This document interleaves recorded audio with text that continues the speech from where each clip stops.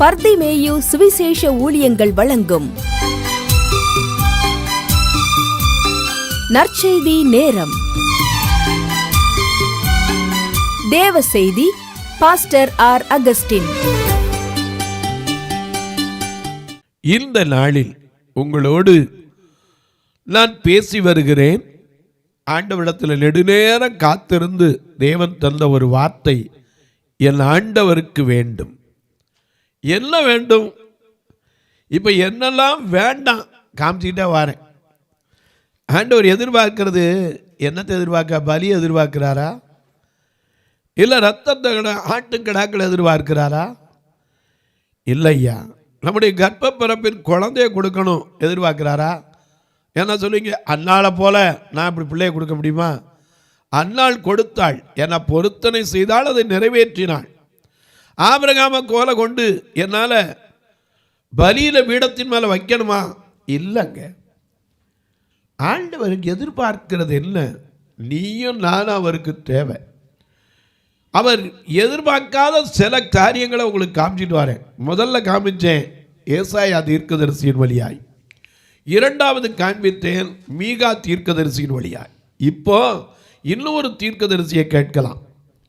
உங்களுடைய வேதாகமத்தை எங்கே இருந்தாலும் தயவு செய்து தேடி கையில் எடுத்து ஆமோஸ் தீர்க்கதரிசியின் புஸ்தகம் 5ஆம் அதிகாரத்தில் 22ஆம் வசனத்திலிருந்து, நீங்கள் எந்த தொலைக்காட்சியில் பார்த்தாலும் சரி, அதை பற்றி பிரச்சனை இல்லை. இன்னைக்கு தான் பார்க்குறீங்கன்னாலும் சரி, மறக்காமல் செய்ய வேண்டிய காரியம் உங்கள் வேதாகமத்தை கையில் எடுத்து, நான் சொல்கிற வார்த்தை சரியாக இருக்கா தப்பாக சொல்கிறாராங்கிறதுக்காவது பார்க்குறதுக்கு திருப்புவீங்களா? ஆமோஸ் 5ஆம் அதிகாரம் 22ஆம் வசனத்தை திருப்பி வச்சுக்கிறீங்களா? அப்படி எல்லாரும் எடுக்கிற வரைக்கும் படமா?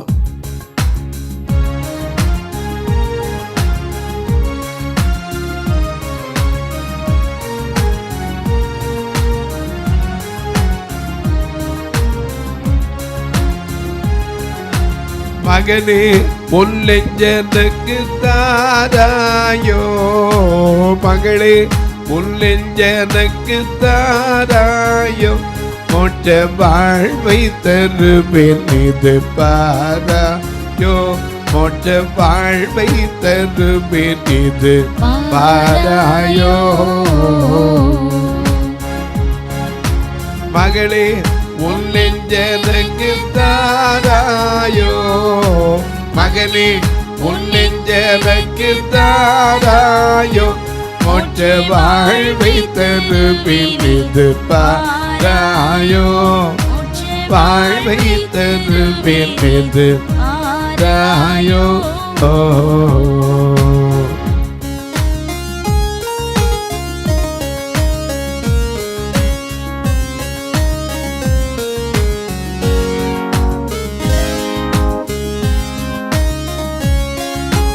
அழுக்கின் அசுத்தமெல்லாம் துடைப்பேனே, அழுக்கின் அசுத்தமெல்லாம் துடைப்பேனே, பாவ அழுக்கை நீக்கியே அருள் கொடுப்பேனே, பாவ அழுக்கை நீக்கியே அருள் கொடுப்பேனே.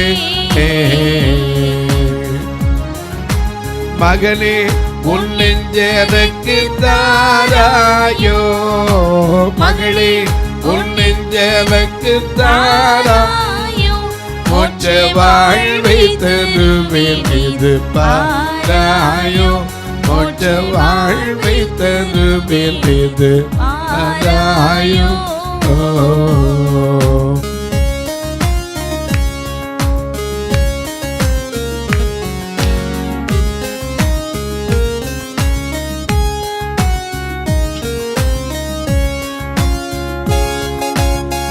பாவம் முற்று பரிகரித்தேனே,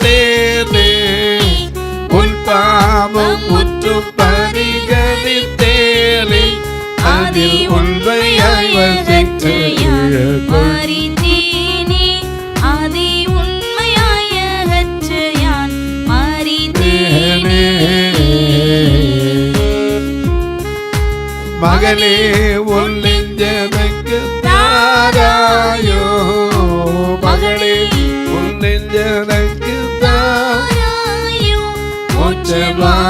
வாழ்வை தருவினி ஆராயும் வாழ்வை தருவினி ஆராயும்.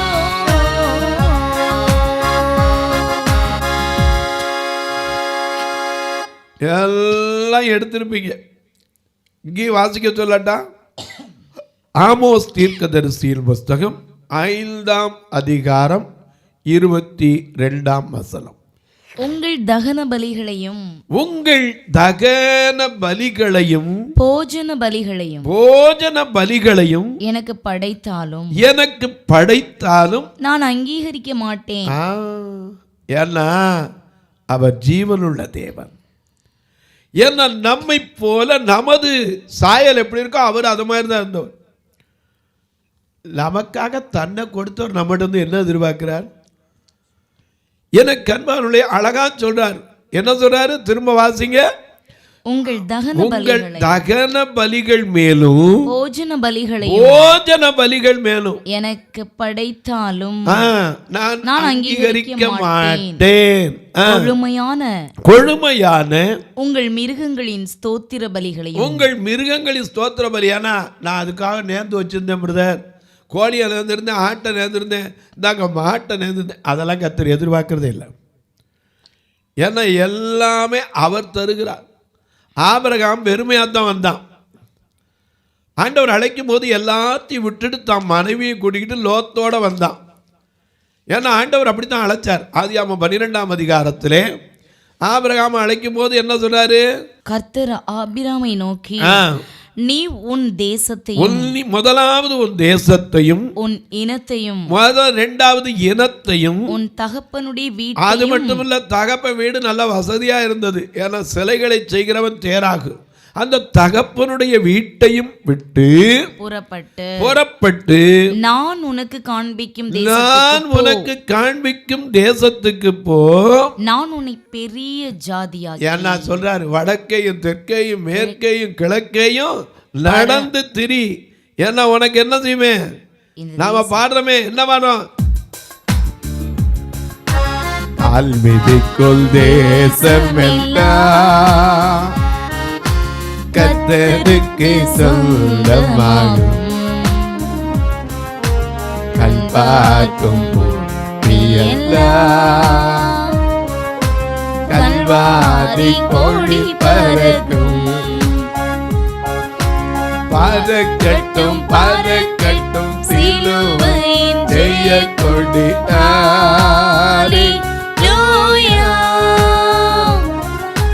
பறக்கட்டும் பறக்கட்டும் சிலுவை ஜெய கொடி.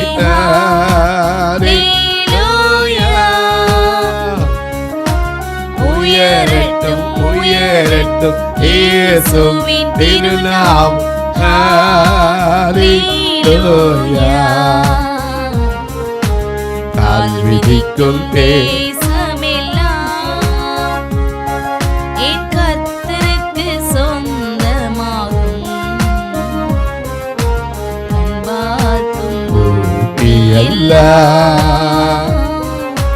கல்வாரி கொடி பறக்கோ. வெறுமையா வந்த ஆபிரகாமுடைய மெய்ப்பர்களுக்கும் லோத்தின் மெய்ப்பர்களுக்கும் வாக்குவாதம் ஏற்பட்டு எதனால தெரியுமா? அவங்களுடைய ஆசீர்வாதத்தை பூமி என்ன செய்யல, தாங்கக்கூடாம இருந்துச்சு. ஏன்னா லோத்தின் மெய்ப்பர்களுக்கும் ஆபிரகாமுடைய மந்தை மெய்ப்பர்களுக்கும் என்ன வந்துருச்சு? வாக்குவாதம். ஆதியாகமம் 13ஆம் அதிகாரத்திலே என்ன சொன்னாங்க? ஐயா, லோத்தின் மெய்ப்பர்களுக்கும் ஆபிரகாமுடைய மெய்ப்பர்களுக்கும் வாக்குவாதம் வந்துச்சு. ஏன்னா அவங்களோட ஆசீர்வாதம் பூமி தாங்கக்கூடாமல் இருந்ததுனால. அப்போ தான் ஆபிரகாம் சொன்னா, எப்பா நீ வடக்க போனா நான் தெற்க போகிறேன், நீ வலது பக்கம் போனால் நான் இடது பக்கம் போகிறேன். உன் மெய்ப்பருக்கு என் மெய்ப்பருக்கும் வாக்குவாதம் வேண்டாம். நீ யாரு நான் யாரு? சகோதரன். விட்டு கொடுக்கிற அனுபவம். அப்படி வந்த ஆபிரகாம எலியேசர் பெண் பார்க்க போகும்போது சொல்றார், எங்கள் ஆள் எப்படிப்பட்டவர் தெரியுமா? எங்கள் முதலாளி என்னை அனுப்பின எஜமான் எப்படிப்பட்டவர்? ஆதியாகமம் 24:35 அங்கே போய் ஈசாக்கு பெண் பார்க்க போனேன். இடத்துல லாபாண்டையும் பெத்துவேல்டையும் சொல்றான், கர்த்தர் என் எஜமானை கர்த்தர் என் எஜமானை மிகவும் ஆசீர்வதித்திருக்கிறார். அவர் சீமானாய் இருக்கிறார். கர்த்தர் அவருக்கு ஆடு மாடுகளையும் வெள்ளியையும் பொன்னையும் வேலைக்காரரையும் வேலைக்காரிகளையும் ஒட்டகங்களையும் கழுதைகளையும் கொடுத்திருக்கிறார். அல்லேலூயா. அல்லேலூயா. ஆசீர்வதிக்கிற தெய்வம் நம்மகிட்ட என்ன எதிர்பார்க்கிறார்? ஏன்னா நம்மளையே சொல்றாரு, நீ எல்லாவற்றிலும் வாழ்ந்து சுகமாக தான் இருக்கணும், அதான் தேவனுடைய விருப்பம். ஆனால் நம்மிடத்தில் எதிர்பார்க்கிறது என்ன? நாம் நினச்சிக்கிறோம் ஆலயத்துக்கு போகும்போது ஏதோ ஒரு காணிக்கை கொண்டு போகணும். இல்லைங்க. அதனால தான் இங்கே சொல்கிறார் ஆமோஸ் 5:22, உன் தகன பலியும் சரி உன் போஜன பலியை எனக்கு படைச்சாலும் நான் அதை அங்கீகரிக்க மாட்டேன். அடுத்தாப்புல என்ன சொல்கிறாரு? 5:22, 23 அப்படி பாருங்க, நீ உன் தகன பலியை படைச்சாலும் உன் போஜன பலியை கொண்டாந்தாலும் நான் என்ன செய்ய மாட்டேன், அங்கீகரிக்க மாட்டேன். கொழுமையான உங்கள் மிருகங்களின் ஸ்தோத்திர பலி. ஏன்னா அன்னைக்கு ஏழை விடும்போது சொல்லுவாங்க, இந்த கோழியை இதுக்காகவே பொருத்தனை பண்ணி வளர்த்தேன். உடனே பார்த்தோன்னே அம்மா கோழி ரொம்ப ஏலத்துக்கு போச்சு. கர்த்தர் அதை வச்சு பிரியம் வச்சிட மாட்டார்.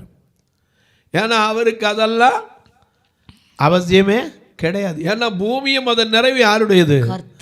ஆமாம். சமுத்திரம் எப்படி ஜலத்தினால் நிறைந்திருக்கிறதோ பூமி கர்த்தருடைய அறிவினால் என்ன செய்யும்? நிறைந்திருக்கும். எனக்கு கண்பார்வை. ஆகையினால இங்கே பார்க்கிறோம், உன் ஸ்தோத்திர பலியிட அந்த மிருகங்களை நான் என்ன செய்ய மாட்டேன், கொழுமையான ஸ்தோத்திர பலிகளையும் நான் நோக்கி பார்க்க மாட்டேன். உன் பாட்டுகளின் இறைச்சலை. அது மட்டுமல்ல, ஏன்னா ஸ்தோத்திர பலி. ஆனா வேதம் சொல்லுது, ஸ்தோத்திர பலியிடுகிறவன் என்னை மகிமைப்படுத்துகிறான். ஆமா, உதடுகளின் கனியாகிய ஸ்தோத்திர பலி அவருக்கு செலுத்தணும். அதுதான் அவர் விரும்புகிறார். ஸ்தோத்தரிப்பேன் இயேசு தேவனை என் ஜீவனுள்ள நாட்களெல்லாம் ஸ்தோத்தரிப்பேன். யான் ஐயா, உதடுகளின் கனிகாய் அல்லது காளைகள் என்று கூட வேதம் சொல்லுது.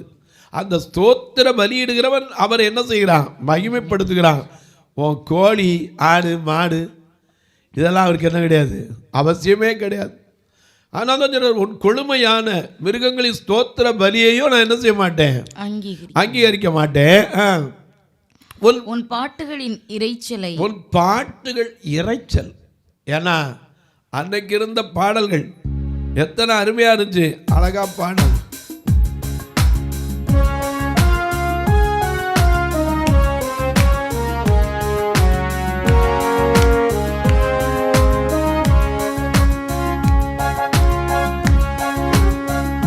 பாடுவேன் பரவசமாகுவேன் பரந்தோடும் இல்லை.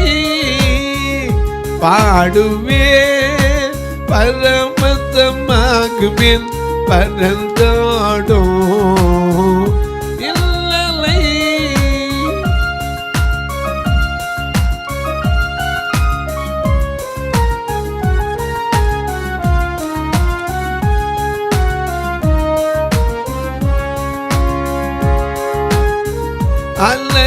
அலையலையாய் துன்பம் வந்து நிலை கலங்கினார் வாழ்கையில்.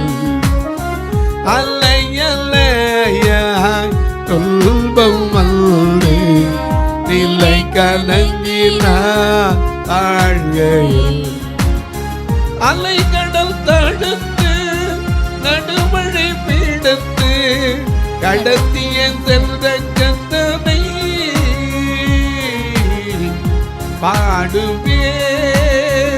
பாடுவேன் பரவசமாகுவேன் பரந்தோடும்.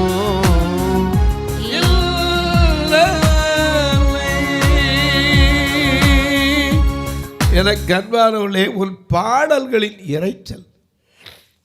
இப்போ பாடுறது என்ன புரியுது? முந்தைய காலத்தில் அர்த்தமுள்ள பாடல்கள் இருந்துச்சு. என காலமை தேவனை தேடு, ஜீவ காருண்ய பாதம் பணிந்து மன்றாடு. உன் சிருஷ்டிகரை நீ உதயத்தில் எள்ளு, உள்ளம் கனிந்து தனி ஜெபம் பண்ணு. மண்ணுயிர்க்காய் மரித்தாரே, மனுமைந்தர் என்று பெயரெடுத்தாரே, ஜீவ கிரீடம் சிரசில் அணிய சிந்தனை செய்மனு வேலனை பணிய.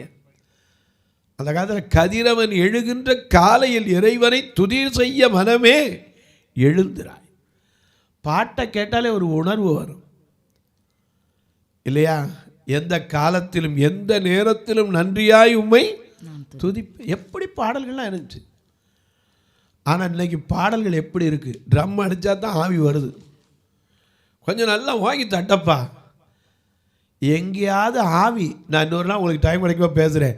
ஆவினா என்ன, ஆவியானவர்னா என்ன? ஏன்னா ஆவிக்கு ஒரே ஒரு சின்ன காரியத்தை மட்டும் உங்களுக்கு காமிக்கிறேன். லூக்கா 9ஆம் அதிகாரம் 39ஆம் வசனத்தை பாருங்க. ஏன்னா ஒரு சின்ன காரியத்தை நீங்கள் தெரிஞ்சுக்கணும். ஏன்னா ஆண்டவருடைய சன்னிதானத்தில் நடக்கிறது என்ன நமக்கு தெரிஞ்சுக்கணும். லூக்கா ஆவி என்னது?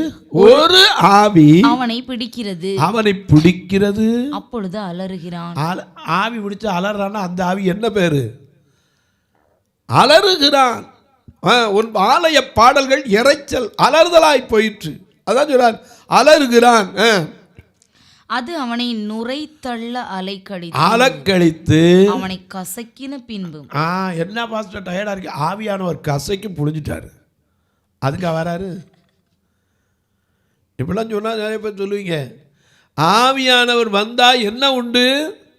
கர்த்தருடைய ஆவி எங்கேயோ அங்கே விடுதலையும் உண்டு. ஆமா, கர்த்தருடைய ஆவியானவர் எங்கேயோ அங்கே விடுதலை உண்டு. நாமெல்லாம் கண்ணாடியில பார்க்கிற மாதிரி என்ன செய்யறோம்? முகரூபத்தை பார்த்து மகிமை அடைகிறோம். ஆமா, ஆனா அந்த ஆவியானவர் நமக்குள்ள வந்துட்டா நம்முடைய சிந்தை, பேச்சு, செயல், பார்வை எல்லாமே என்ன செய்யும்? மாறி போயிடும். நாம கேட்போம், எப்படி ஜெயிக்கணும், என்ன செய்யணும், எங்க போகணும், எல்லாத்தையும் கேட்போம் ஆண்டவர்கிட்ட. ஆவியானவர் கசைக்கு புளியறல்லவல்லங்க, நம்மை தேற்றுகிறவர். ஏன்னா அவருக்கு பேர் என்னது? தேற்றரவாளன், ஜென்டில்மேன். அதான் புறாவை ஒப்பிட்டு இருக்காங்க பரிசுத்தாவிக்கு. புறாவை பாருங்க, எங்க இருந்தாலும் சரி ஏதாவது பிரச்சனை பண்ணுதா அப்படியே இருக்கும். அது வாட்டில் என்ன செய்யும்? பறந்து உள்ளங்கால் தங்க இடம்ல திருப்பி அதே இடத்துக்கு என்ன செய்யும்? வந்துடும். எனக்கு அன்பானவர்களே, ஆண்டவர் எதிர்பார்க்கிற காரியம் என்னங்க? பாடல்கள் இறைச்சலா இருக்கு, அது என்னை விட்டு அகற்றுங்கிறாரு. அழகா சொல்றாரு. 22ஆம் வசனத்தை வந்து திரும்ப வாசிங்க. ஏன்னா இது மனசுல ஆகணுங்கிறது தான் சொல்றேன். ஆமோஸ் 5:22 சொல்றாரு. என்ன சொல்றாரு? உன் பலி வேண்டாம்ப்பா, உன் பலியை நான் எதிர்பார்க்கல. உங்கள் தகன பலிகளையும் போஜன பலிகளையும் எனக்கு படைத்தாலும் நான் அங்கீகரிக்க மாட்டேன். கொழுமையான உங்கள் மிருகங்களின் ஸ்தோத்திர பலிகளையும் நான் நோக்கி பார்க்க கூட மாட்டேன். அங்கீகரிக்காட்டா பரவாயில்ல, பார்க்கவாது செய்யாட்டோ, பார்க்கவும் மாட்டேன். உன் பாட்டுகளின் இறைச்சலை என்னை விட்டு அகற்றி உன் வீணைகளின் ஓசையை நான் கேட்க மாட்டேன். நியாயம் தண்ணீரை போலவும் நீதி வற்றாத நதியைப் போலவும் புரண்டு வர கடவுது. இஸ்ரவேல் வம்சத்தாரே, நீங்கள் வனாந்தரத்திலே இருந்த 40 வருஷம் வரையில் பலிகளையும் காணிக்கைகளையும் எனக்கு செலுத்தினீர்களோ? எப்பமாவது கொடுத்தாங்களா? இஸ்ரவேல் மக்களை பார்த்து கேட்கிறார், அவங்களுக்கு என்னென்னலாம் கொடுத்தாரு? மன்னாவை கொடுத்தார், காடையை கொண்டாந்து கொடுத்தார், செங்கடலை பிளந்தார். 2 நாம பாடுறோம்ல இல்லையா? ஜீவிக்கிறா இயேசு ஜீவிக்கிறா, உள்ளத்தில் அவர் ஜீவிக்கிறா, துன்பத்தில் தன் தொல்லை அவரே ஜீவிக்கிறா. அவர் சொல்ல செங்கடல் 2 நின்றது, அவர் தொட கொடுத்த நோக்கி சொந்தமாகினார். அவர் சொன்ன கடல் 2 நின்றது, பெரு கோட்டை தரை மட்டமாக போனது. ஜீவிக்கிறா இயேசு ஜீவிக்கிறா, உள்ளத்தில் ஜீவிக்கிறார். துன்பத்தில் என் தொல்லையவரே என்றென்றும் ஜீவிக்கிறார். அவர் சொல்ல குருடனின் கண் திறந்தது, அவர் சொல்ல குஷ்டரோகி சொஸ்தமானான். செங்கடல் அவர் சொல்ல ரெண்டாய் பிரிந்தது, பெரும் கோட்டை தரை மட்டமானது. ஏன்னா அவர் எதிர்பார்க்கிறது என்ன? உன் இதயத்தை என் இதயத்தை தான் எதிர்பார்க்கிறார். நாம் கொண்டு வர்ற காரியத்தில் அவர் எதிர்பார்க்கல. இங்கே அதனால தான் சொல்றார், உன் வீணைகளின் சத்தத்தை நான் என்ன செய்ய மாட்டேன், கேட்க மாட்டேன் அப்படின்னு சொன்னவர் ஒரு கேள்வியை வைக்கிறார். என்ன கேள்வி? அதை திரும்ப வாசிக்க. வனாந்தரத்திலே இஸ்ரவேல் வம்சத்தாரே, நீங்கள் வனாந்தரத்திலே இருந்த 40 வருஷம் வரையில் 40 வருஷம், ஏன்னா 40 நாள்ல போக வேண்டியது. ஆனா அந்த 40 வருஷம் வந்தாலும் அந்த 40 வருஷம் வரையிலும் பலிகளையும் காணிக்கைகளையும் எனக்கு செலுத்தினீர்களோ? எனக்கு செலுத்தினீங்களா? நீங்கள் உங்களுக்கு உண்டாக்கின மோளோகுடைய கூடாரத்தையும் உங்கள் தேவர்களின் நட்சத்திர ராசியாகிய உங்கள் சொரூபங்களின் சப்பரத்தையும் சுமந்து கொண்டு வந்தீர்களே. ஆகையால் உங்களை தமஸ்குவுக்கு அப்பாலே குடி ஓட்டுவேன் என்று சேனைகளுடைய தேவன் என்னும் நாமமுள்ள கர்த்தர் சொல்லுகிறார். ஆமென். எனக்கு அன்பாருடைய, எங்கேயாவது இஸ்ரவேல் மக்கள் காணிக்கை கொடுத்ததை பார்த்துருக்கோமா? கர்த்தர் கொடுத்ததை தான் பார்த்துருக்கோம். அடிக்கடி தண்ணி பிரச்சனை வந்துடும், உடனே புலம்புவாங்க. மோசேகம் ஆண்டவர் என்ன செய்ய, ஒரு குச்சியை ஒடிச்சு போடுப்பா, இது என்ன பெரிய காரியம் என்கிட்ட கேட்குற, அந்த குச்சியை ஒடிச்சு போடு. உடனே அந்த மாறாவின் தண்ணீர் என்ன ஆயிடுச்சு, மதுரமாயிடுச்சு. செங்கடல் வந்து எல்லாம் சாக போறேங்கிறாங்க. ஏய், உன் கையில கொடுத்துருக்கிறது என்ன, அதை வச்சு என்ன செய்ய, ரெண்டா மட்டும் பிளந்து விடு, அவ்வளவுதான் வழி விடும். என கண்மானுடைய ஆண்டவருக்கு தேவை நீயும் நானும் தாங்க. சரி, இன்னொருத்தரை பார்ப்போம். சங்கீதக்காரர் என்ன சொல்றார் அதையும் கேட்போம். 50ஆம் சங்கீதம் வாசிங்க பார்க்கலாம். 8ஆம் வசனத்திலிருந்து நாம் திருப்பிக் கொள்ளலாம். 50வது சங்கீதம் 8வது வசனம். உன் பலிகளின் நிமித்தம் உன்னை கடிந்து கொள்ளேன். உன் தகன பலிகள் எப்போதும் எனக்கு முன்பாக இருக்கிறது. சரி, உன் வீட்டிலிருந்து காளைகளையும் உன் தொழுவங்களில் இருந்து ஆட்டுக்கடாக்களையும் நான் வாங்கிக் கொள்வதில்லை. ஆண்டவர் வாங்கி வச்சுக்கிறாரா? இல்ல, அவருக்கு அதெல்லாம் தேவை கிடையாது. சகல காட்டு ஜீவன்களும் பர்வதங்களில் ஆயிரமாய் திரிகிற மிருகங்களும் என்னுடையவைகள். மறந்துடக்கூடாது. அவர் தான் எல்லாத்தையும் உண்டாக்கினார். அவருடையவைகள். சமுத்திரம் அவருடையது, அவரே அதை உண்டாக்கினார். வெட்டாந்தரையும் அவருடைய கரம் உருவாக்கிற்று. இல்லையா? அவர் கைக்கு முன்னாடி ஒன்றும் கிடையாது. நாம நினைச்சுக்கிறோம். அதை வாசிக்க எல்லாம் குறைய முடிச்சிடும். ஏன்னா அவர் அழகா சொல்றாரு, சகல காட்டு ஜீவன்களும் பர்வதங்களில் ஆயிரமாய் திரிகிற மிருகங்களும் என்னுடையவைகள். மலைகளில் உள்ள பறவைகளை எல்லாம் அறிவேன். வெளியில் நடமாடுகிறவைகள் எல்லாம் என்னுடையவைகள். நான் பசியாயிருந்தா உன்கிட்டயா சொல்ல போறாரு, என்கிட்டயா சொல்ல போறாரு? உனக்கு சொல்லேன். பூமியும் அது நிறைவும் என்னுடையவைகள். நான் எருதுகளின் மாம்சம் புசிக்கிறதில்லை, ஆட்டுக்கடாக்களின் இரத்தம் குடிப்பேனோ. ஆண்டவர் அப்படிப்பட்டவர் கிடையாதுங்க.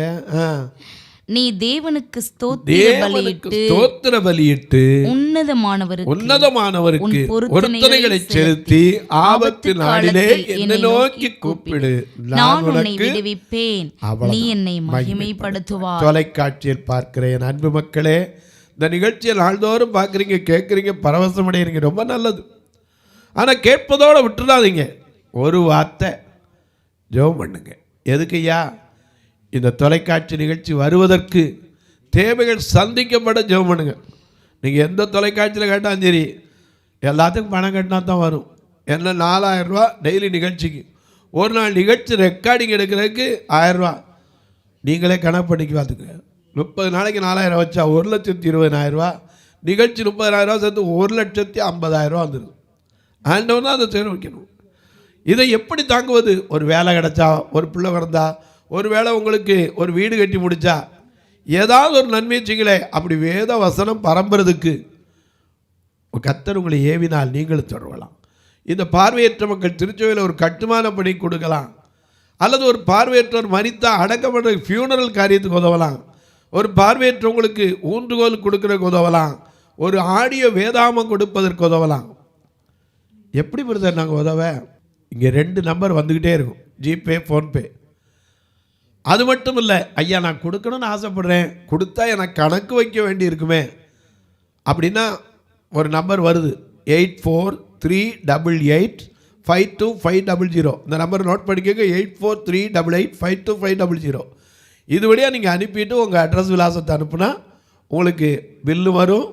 நீங்கள் அந்த வைக்கிற நேரத்தில் எங்கிட்ட கேட்டால் அதற்கென்று நாங்கள் எடுத்துத்தரவும் உதவும். உங்கள் ஜெபக்காரி எது இருந்தாலும் காலை 10 மணிக்கு மேலே ஞாயிற்றுக்கிழமை தரம் இது எல்லா நாட்களையும் சொல்லலாம். இப்போவும் உங்களுக்காக ஜெபிக்க போகிறேன். ஒருவேளை நீங்கள் இதை பார்க்கணும் அப்படின்னு ஆசைப்பட்டீங்கன்னா தாராளமாக வாங்க, ஃபோன் பண்ணி சொல்லிட்டு வாங்க. ஏன்னா நீங்கள் அலைஞ்சிடக்கூடாது. நீங்கள் நினைக்கலாம் ஃபோன் பண்ணிட்டு வந்தால் அதுக்கு தக்க ஆயத்தம் பண்ணி, அப்படி இல்லை. நீங்கள் வர்றதுக்கு முன்னாடி ஃபோன் பண்ணுங்க, நான் உங்களுக்காக வந்து காத்து நிற்பேன். இப்போ உங்களுக்காக ஜெபிக்கட்டுமா? நல்ல பிதாவே, நன்றியோடு துதிக்கிறோம் சுவாமி. இந்த அருமையான நாளில் உம்முடைய வார்த்தையை தியானித்து வருகிறோம். நீர் எதை எதிர்பார்க்கிறீர் அதை நாங்கள் அறிந்து என்னை எங்களை உமக்கு அர்ப்பணிக்க உதவி செய்ய. இந்த ஊழியத்தை தாங்குகிற, ஜெபிக்கிற, கொடுக்கிற எல்லா மக்களையும் ஆசீர்வதியும். பிறந்த நாள், திருமண நாளை நினைவு கூறுகிறவர்கள், தங்களுக்கு அன்பான இழந்து தவிக்கிற ஆறுதலற்ற மக்களுக்கும், படுக்கையில் நோய் நொடிகளோடு வேதனைப்படுகிற மக்களுக்காய் ஜெபிக்கிறேன். ஆண்டவர் சுகம் தருவீரா. வானத்திற்கும் பூமிக்கும் சகல அதிகாரம் கொண்ட இயேசு கிறிஸ்துவின் ஈடு இணையற்ற வல்லமையுள்ள நாமத்தில் ஜெபிக்கிறேன் நல்ல பிதாவே, ஆமென். சபை ஆராதனை ஞாயிறு காலை 10 மணி முதல் 12 மணி வரை. இடம் பர்திமேயு சுவிசேஷ ஆலயம், அன்னை சத்யா நகர், இளமனூர் அஞ்சல், சக்கிமங்கலம் வழி, மதுரை மாவட்டம். பின்கோட் 625201 மற்றும் பர்திமேயு சுவிசேஷ ஜெப வீடு, plot number 107, Eden garden, Muthur, Tirunelveli. Pin code 627011.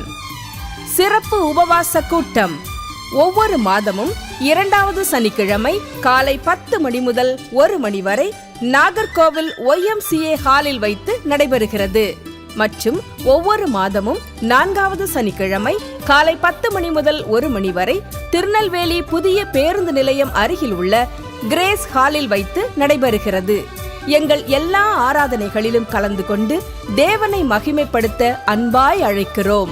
உங்கள் உதாரத்துவமான காணிக்கைகளினால் இவ்வூழியத்தை தாங்க விரும்பினால் R Augustine, account number 5021364331, IFSC code IDIB 000B066, Indian bank, BP Kulam, Madurai.